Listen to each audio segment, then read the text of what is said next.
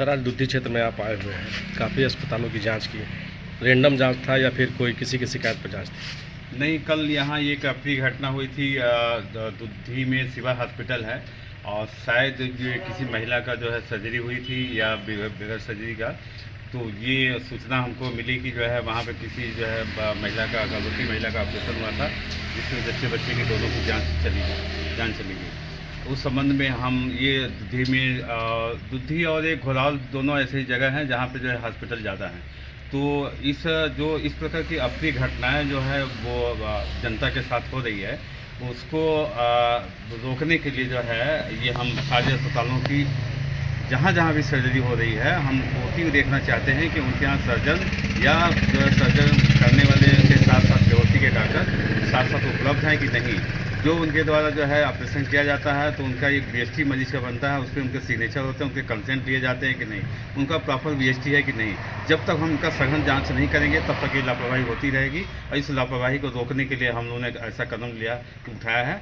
CM साहब का सुबह ये आदेश था कि जो है जा करके वहाँ पर दुद्धि में ये हॉस्पिटलों का, सारे हॉस्पिटलों का जो जहाँ भी आप सर्जरी हो रही है उनको देख करके और उनका जो है जो भी उचित वो अगर वो पाए जाते हैं, गलत पाए जाए तो उन कार्रवाई की जाए या उनकी सीज की जाए। और बगैर रजिस्ट्रेशन का हॉस्पिटल चल रहा है तो उसका रजिस्ट्रेशन ही उसका सीज किया जाए और अगर बंद करने के बावजूद कोई खोल देता तो उसकी विधिक कार्रवाई एफआईआर। इस क्रम में कितने अस्पताल दुद्धि में सीज हुए? आज इस क्रम में आप लोग तो मेरे साथी थे।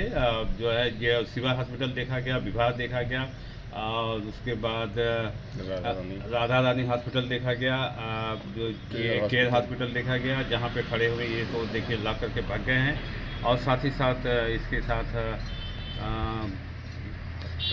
आपने सर 2 बिना नाम के अस्पताल की जांच की, वहाँ मौके पर छोटे छोटे बच्चे भी पाए गए। हाँ, जो है वो चूँकि वहाँ पर ना कोई बोर्ड लगा था और न ही कोई वहाँ स्टाफ दिखाई पड़ा और डॉक्टर भी न ज़्यादा मिला, तो जैसा कि हम उसको संज्ञान ले रहे हैं उस पर यथा विधिक कार्रवाई क्या उस पर एफआईआर ही होना है। दूसरा जो एक और बेगर नाम का पाया गया जिसको सीज कर दिया गया है, अगर वो खुलेगा तो उस पर विधिक कार्रवाई एफआईआर जरूर। दुद्धि में सर चूँकि कितने लगभग अब तक, चूँकि आप यहाँ के नोडल हैं, कितने रजिस्टर्ड अस्पताल हो चुके हैं दुद्धि में? जी, दुद्धि में लगभग 6 या 7 हॉस्पिटल रजिस्टर्ड हुए हैं और मेरे ख्याल से 4 या 5 पर खाली हुई है। जैसे कि यहाँ लोग बताते हैं कि हमारी फार्म अप्लाई है या ऑनलाइन रजिस्ट्रेशन है, उसके बेस पर खोल के दुकान चला रहे हैं। नहीं, उसके बेस पर हम नहीं चलने देंगे। हम उन्होंने अप्लाई कर दिया तो हमें ये देखना है कि जिन लोगों ने अप्लाई किया है, जिससे वो चिकित्सक है उनको बुलाया जाता है, वो डॉक्टर अपना स्टाफ लेके आएंगे, उनका हम वेरीफाई करेंगे तभी वो खोल चला सकते हैं। दुद्धि के सारे अस्पतालों में सर्जरी हो रही है, तो सर्जन है कौन? हाँ, इसी का हमको पता लगाना है कि कौन सर्जन कर रहा है, इसीलिए हमने ये जो है ये जो हम लोगों ने प्लान किया है, इसको ये पता चल जाएगा जैसा भी हो शीघ्र ही इसका जो है। कितने अस्पतालों पर कार्रवाई की गई? लगभग 7 से 8 अस्पतालों में कार्रवाई की गई।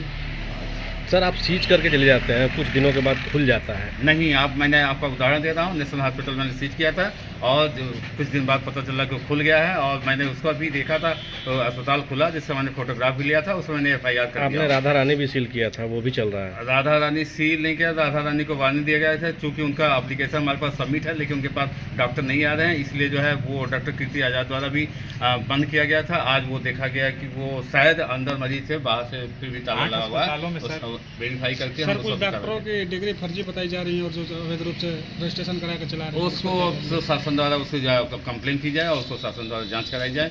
हम तो रजिस्ट्रेशन भी हम उनका देखते हैं, वो यूपी का रजिस्ट्रेशन है कि नहीं है, उनकी डिग्री हम देखते हैं। 8 अस्पतालों में कितने की ओटी सीज हुई है और कितने पूर्ण रूप से सीज हुए हैं?